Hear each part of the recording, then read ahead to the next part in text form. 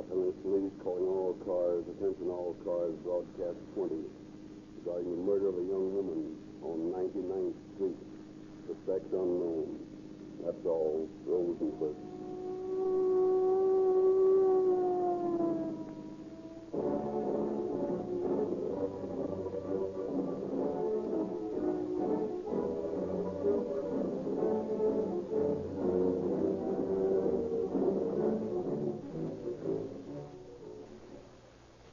Ladies and gentlemen, the following conversation was overheard at a school crossing the other day.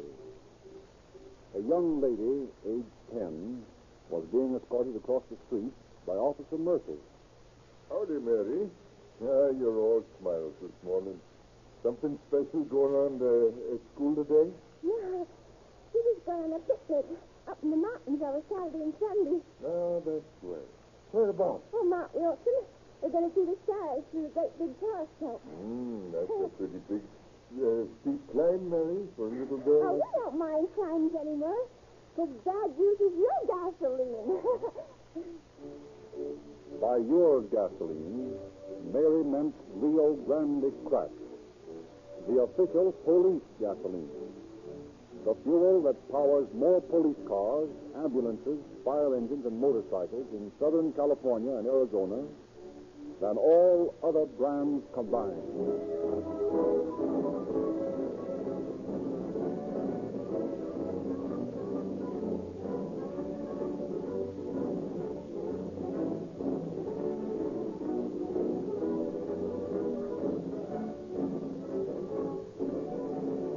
Again, Chief James E. Davis of the Los Angeles Police Department, through whose cooperation these programs are broadcast, has a message for you. He states, Good evening. Unfortunately, the general public knows all too little about the stupendous task successfully achieved each day by the police of our large population centers, such as Los Angeles.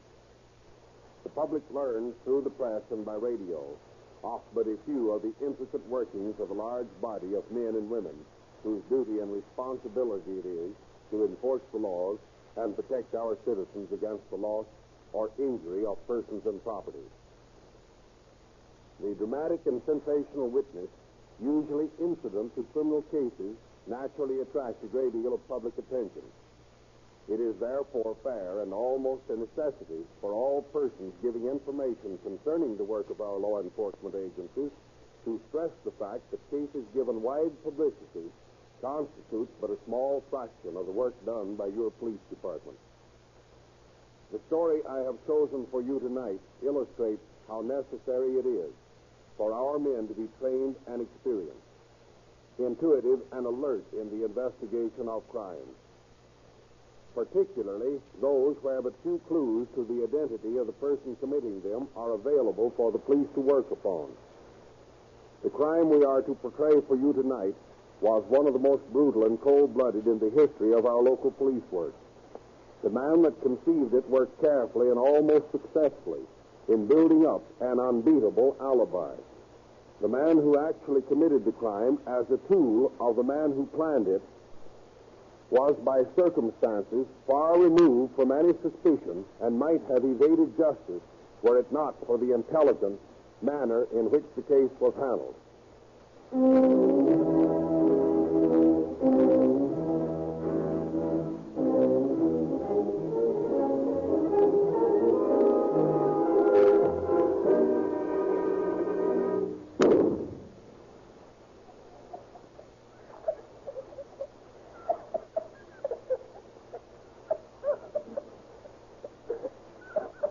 Billy, what on earth are you doing up at this hour of the night? Come in around here. What's the matter, child? Why are you crying? Why, that's it. What's this? On your sleeping jacket. It's ripped and sticky. There now, let's see. Oh, my God, it's blood! There's your mother, Billy. Mom! Mom, are you all right? Wait until I turn on the light in here. Oh, Mom! Oh, my sister! Oh, victim! Victim! Simon, Herman, get out! Oh, get out! What's wrong? Herman, Herman, Mom's dead! Dad? You're dreaming, Florence. Oh, Herman, look. Oh, she's been murdered. Shot through the neck. Oh,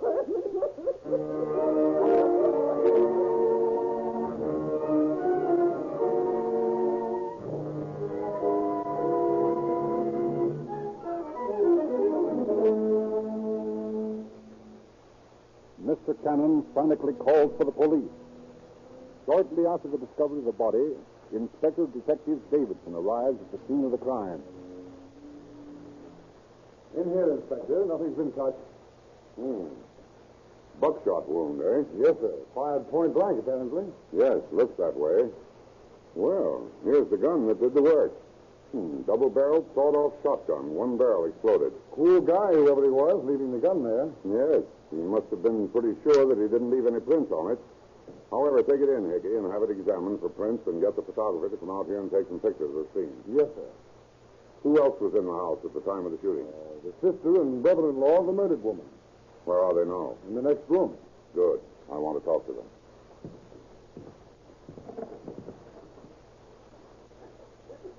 Good morning. I'm Inspector Davidson. Cannon's my name, Inspector, and this is my wife. How do you do? Oh, it's horrible. Oh, my poor sister. Poor little Merle. Mrs. Cannon, have you any idea who might have killed your sister? Find Emery, her husband. He's the only enemy Merle had. Emery. Is that his last name? No, his full name was Emery Ells. Where can we find him? I'll go with you, Inspector, and show you where he lives.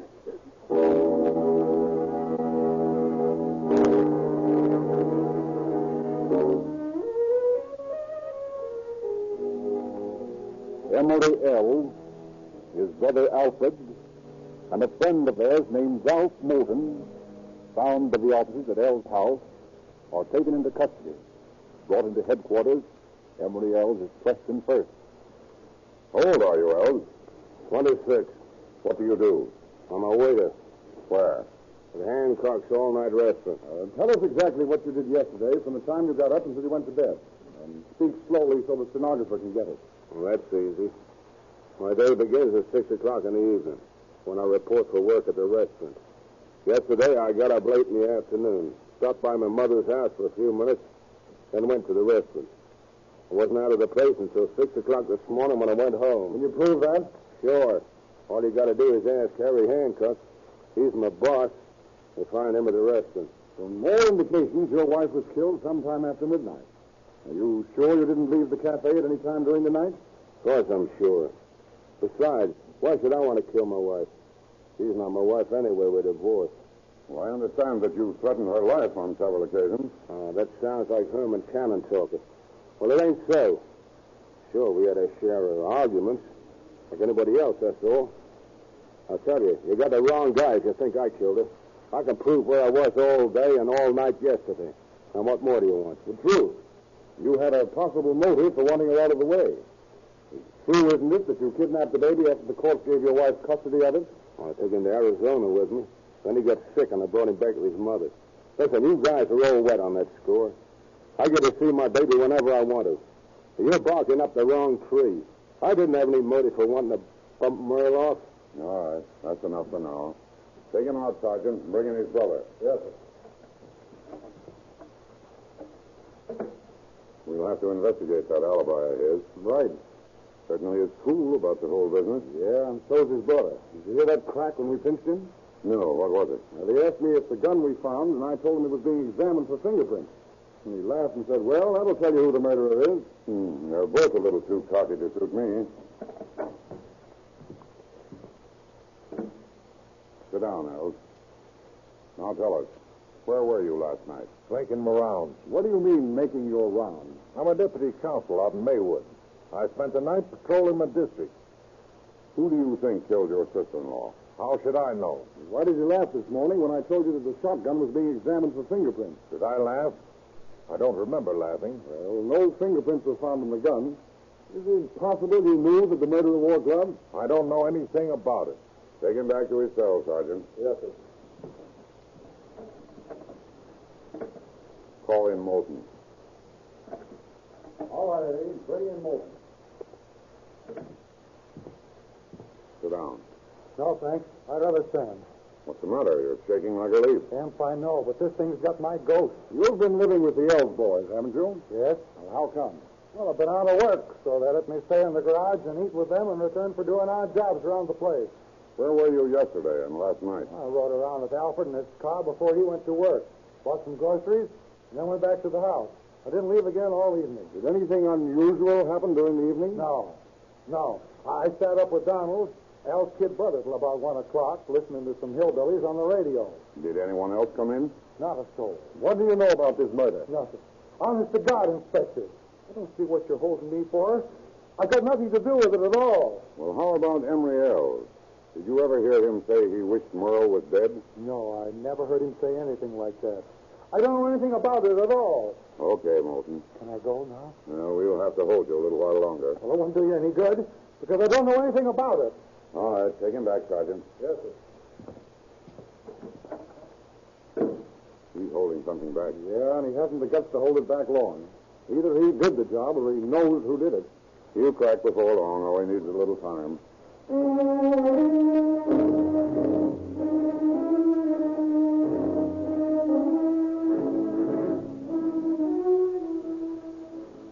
Opinions at detective headquarters vary on the identity of the killer.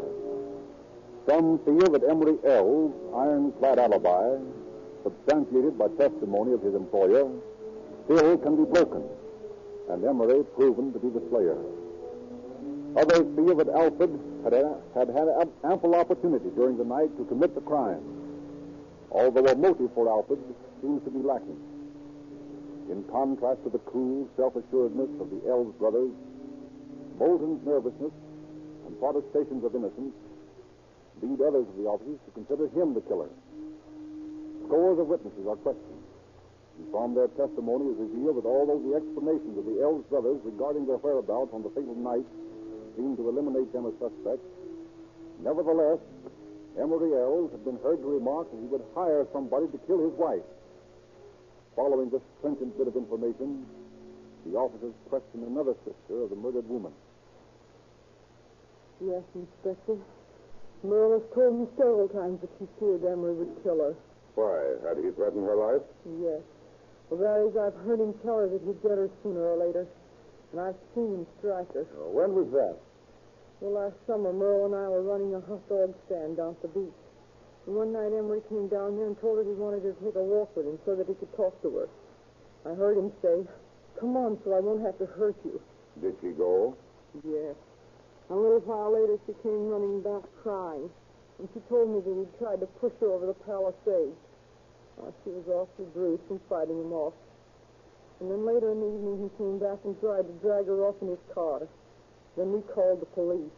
And they took him away. But why should Ells want to kill his wife? Well, he wanted to get her out of the way because she knew too much about some of the jobs he pulled. What kind of jobs do you mean? Just jobs. You'd better tell us what you mean. Oh, listen, Lieutenant. I don't want to get into any trouble. Just leave it at that. I don't know any more about Emery, and I don't want to.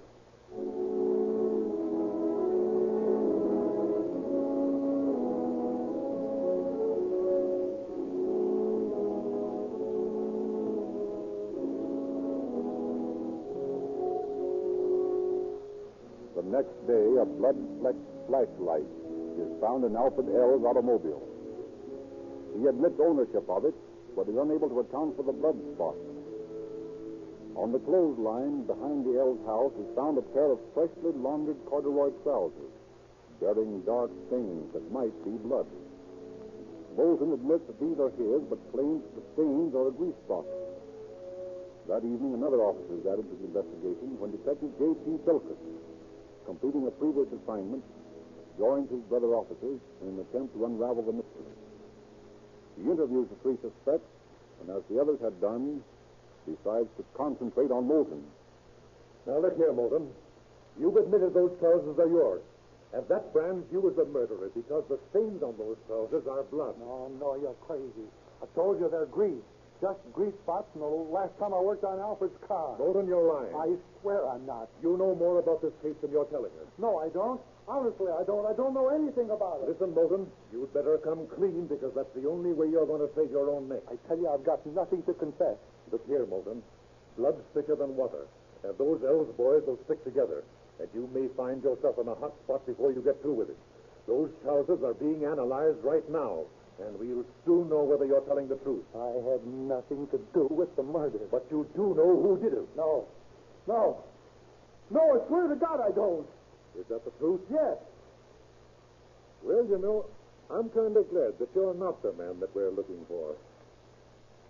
Have a cigarette? Oh, thanks. Gee, and I need one. Have a light? Smoke tastes good. Have you been out of work long, Moulton? Yeah, about 6 months. Pretty tough going these days, isn't it? And getting worse. Oh, I don't know. It could be a lot worse. Well, there don't seem to be no hope in sight. Well, there's no use being pessimistic about it. All things will come out all right. Maybe, but I doubt it. Moulton, who killed Merlin? I told you I don't know. Don't scare us, Sorry. Say, you're as nervous as a politician. What do you think, Moulton? You figure the Hoover will lick the depression? I don't see how. He ain't done any good yet. It's bigger than he is. Well, he's got 2 years more in the White House, though. Yeah, but what this country needs is a Democratic administration. That'd fix things up. A Democratic administration? You're crazy. No, sir. I know what I'm talking about. Now, listen. With a Democrat in the White House... Who killed Merle Elves? Listen, Philkus, I told you I don't know anything about it. You do, Moulton. Now stop holding out on me. Well, maybe I do have my suspicions, but they wouldn't help you much. Anything would help. Now, come on, let's have it. Well, Emery traveled with some pretty tough guys. You might look some of them up. Now, who, for instance? Listen, I don't want to put the finger on anyone. You'd better talk, Moulton. See, I don't even know the fellow's name. Yes, you do. Well, I don't know his first name. Well, what's his last name? His name's Brown. What does he look like? He has sandy hair and a mustache. Where does he live? He hangs out at a coffee joint in Huntington Park. Anything else? That's all I know. And I'm through talking. And I don't know anything else about it.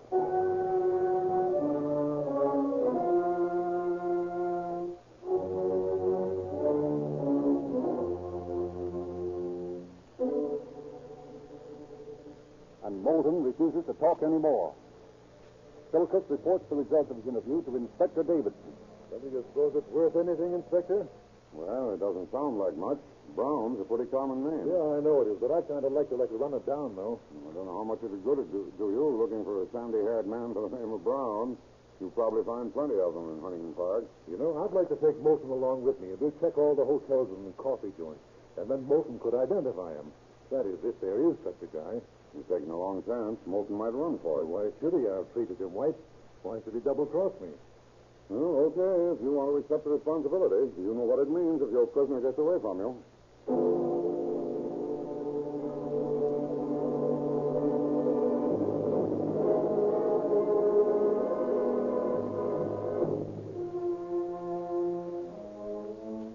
Accepting the serious responsibility of escorting an unshackled prisoner, Philkus takes Moulton with him to Huntington Park. After hours of searching the restaurants and hotels of the suburban city with no success, they are climbing the stairway of a rooming house on Randolph Street.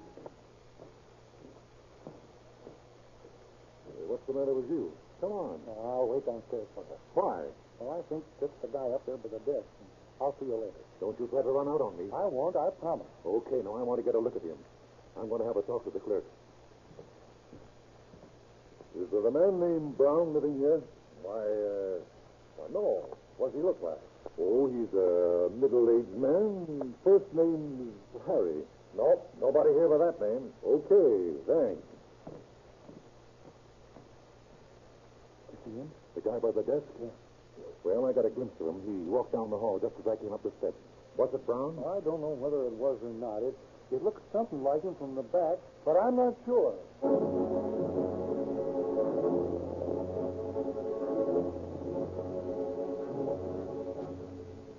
But Moulton will say no more. Philkus takes him back to jail. But that night calls on him again in his cell. Now, listen here, Moulton. I'm sick and tired of this beating around the bush. Was that Brown or wasn't it? Well, it looked a lot like him. Was it or wasn't it? Yes, it was. So fine. That's what I've been waiting to hear. Wait a minute. I'm not saying he did it. Maybe he's as innocent as I am. What's this? Well, you were pretty suspicious of him before, and now you're laying off. What's the big idea? Well, all I know is that I overheard him and Emery talking one time, and this fellow Brown said he was a gunman, and that he knew how to handle a machine gun. And then later, Emery and I went down to the riverbed and tried out Emery's old 12-gauge shotgun. But mind you, I'm not saying he did it, I know you're not, but we look into this guy, Brown, just the same.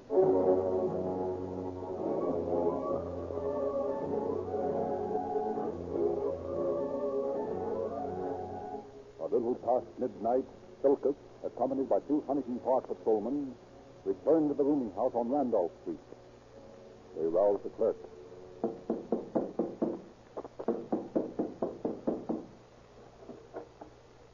Well, what do you want? I'm a police officer. What room's that guy in that I saw up here this morning? Why, he's over there. Second door to the left. Thanks. Better be careful. Knock first and tell him what he says. All right. Thanks, I'll do that. Come on, boys.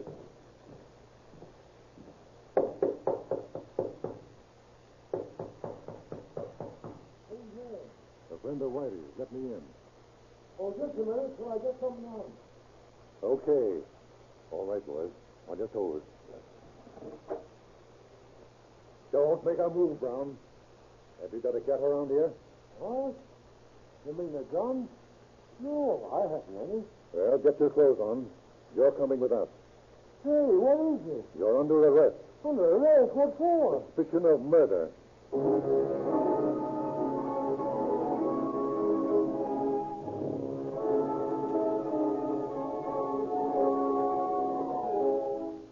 Unresisting, Brown accompanies the officers to headquarters. Questioned, he talks freely, but on the subject of the murder, he is convincingly ignorant and claims that he has met the Ells brothers only once. After 2 hours of questioning, the detectives are no further ahead than when they started. Then once more, Silkus visits Moulton in his cell. Awake, Moulton? Yeah. Did you get Brown? Yeah, he's in the office now. He claims he only met those Ells boys once. Now listen, Ralph. I want you to do something for me. Just tell me something, anything, that'll tie him up with those Ells boys. Will you do it? Give me a cigarette. Here, take this whole pack here. Thanks. Look, remind me of the time he was over at the house and him and Emery were talking about holding up that theater in Huntington Park. Thanks, old man. That's all I need.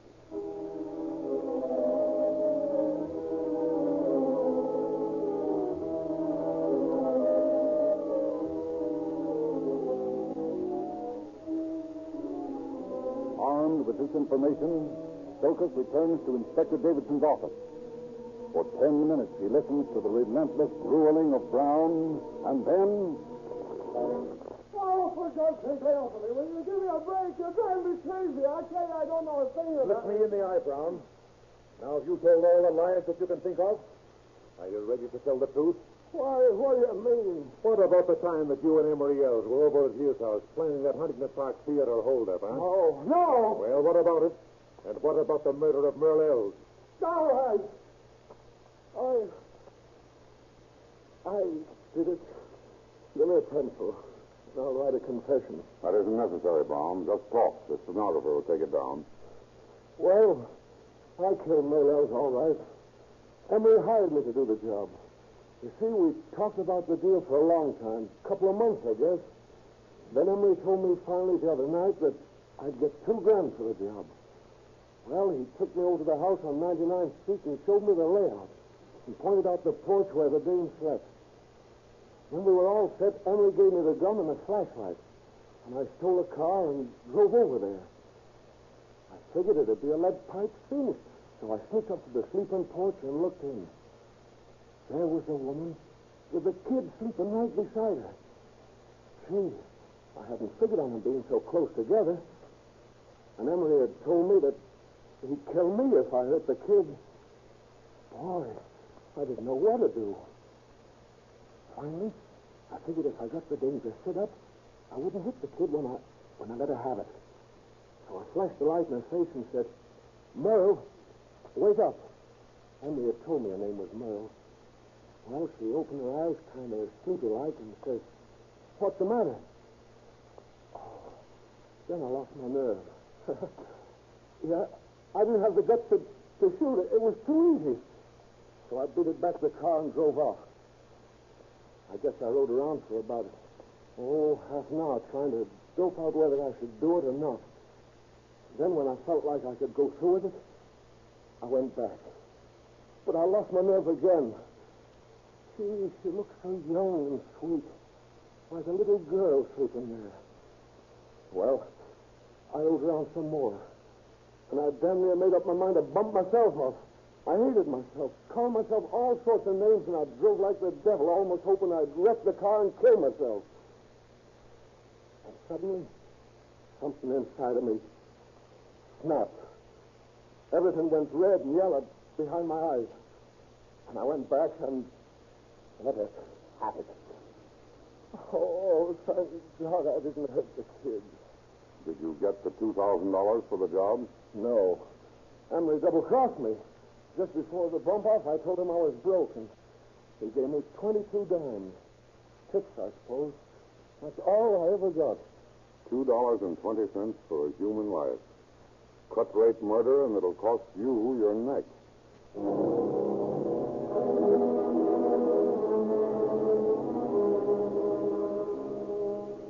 A few moments later, Emery Ells is brought in to face the slayer, whose confession has entangled him in the net of the hideous crime. As he enters the room and sees his hireling, not a flicker of recognition crosses his impassive face. Ells, you've met this man before, I believe. Not that I know of. Well, you can't have forgotten this valuable friend who did you such an unusual service a few nights ago. I never saw him before. I don't know what you're talking about. No? Well, perhaps this statement Mr. Brown here has just made and signed will help make it clearer. Read it. I think it'll interest you. Why, the dirty double-crossing. Well, Ells, what do you say now? Nothing. He said it all. Are you willing to sign the statement that what Benjamin Brown has confessed here is true? I guess so. That's about the way it happened. Good. Here's the statement. Just sign your name here.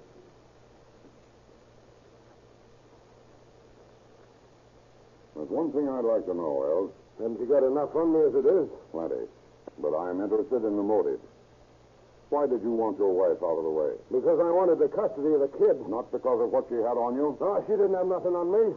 Oh, well, it won't be necessary to prove that. This confession will be enough to send you up.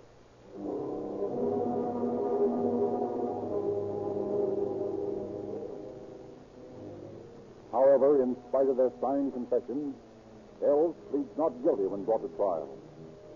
And Brown pleads not guilty and not guilty by reason of insanity. Ells is tried first. His attorney jumps to his feet when Emery's confession is introduced into the record. Your Honor, I move that statement be stricken from the record. Upon what grounds do you base your motion? My client was starved, kicked, and beaten over a period of 4 days in order to sweat that confession out of him. This is no document of truth. It is a scroll of torture. Are you prepared to prove your statement? I am, Your Honor.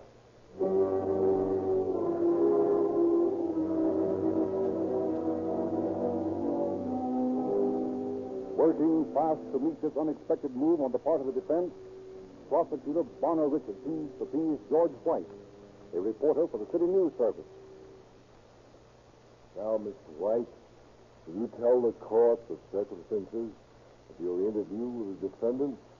I interviewed Ells and Brown a few minutes after they had made their confessions to the detective. Where did this interview take place? In Inspector Davidson's office. Well, what was the attitude of the prisoners? Both of them talked freely, voluntarily admitted their crime. Were there any marks of violence upon the defendant when you interviewed him? None whatever. Absolutely positive? Absolutely. Thank you, Mr. White. Your witness.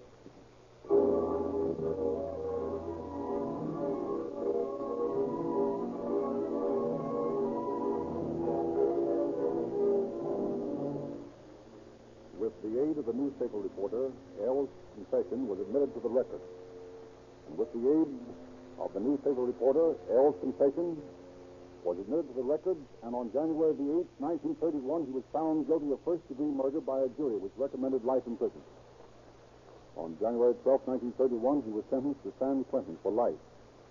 Brown, although he threw himself on the mercy of the courts with a plea of guilty, received the death penalty on January 16, 1931. And on July 14th that same year, he was hanged by the neck until dead.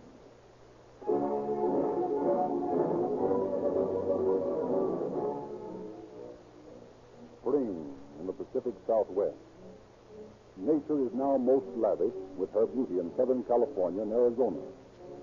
Now is the time to enjoy your car. But be sure that your car is properly conditioned, properly fueled and lubricated. Why not rely on the proven performance of Rio Grande Crack with Tetra Echo, the official gasoline of police and fire departments? You'll enjoy those easy, flowing miles at a lower cost with Crack. Lubrication is very important now. Why not try Rio Grande Crack's companion product, Sinclair Opaline Motor Oil? While Sinclair Opaline Motor Oil costs no more than ordinary oils, it is of superior quality because it has been subjected to certain refining processes seldom used by other manufacturers.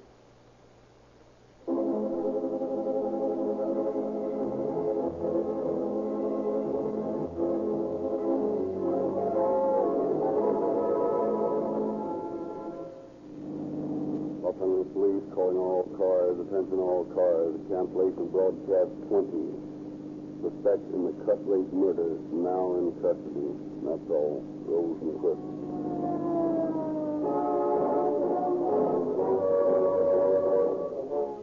Tonight's episode of Calling All Cars was prepared by Madeline Kelly from the files of the Los Angeles Police Department. This is Frederick Lindsley speaking for the Rio Grande Oil Company. This is the Don Lee Broadcasting System.